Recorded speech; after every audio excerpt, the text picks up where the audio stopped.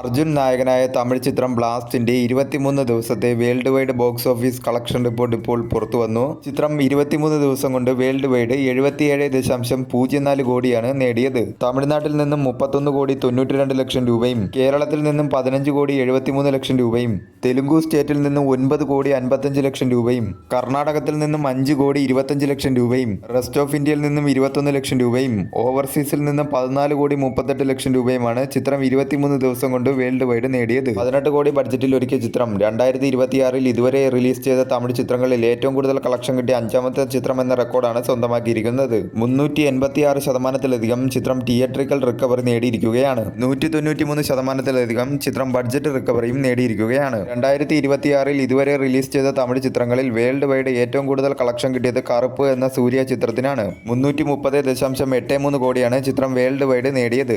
രണ്ടാം സ്ഥാനത്ത് രാധിക ശരത് കുമാർ പ്രധാന വേഷത്തിലെത്തിയ തായ്ക്കിഴവി എന്ന ചിത്രമാണ്. ചിത്രം വേൾഡ് വൈഡ് 83.49 കോടിയാണ് നേടിയത്. മൂന്നാം സ്ഥാനത്ത് ശിവകാർത്തികേയൻ നായകനായി എത്തിയ പരാശക്തി എന്ന ചിത്രമാണ്. ചിത്രം വേൾഡ് വൈഡ് 83.23 കോടിയാണ് നേടിയത്.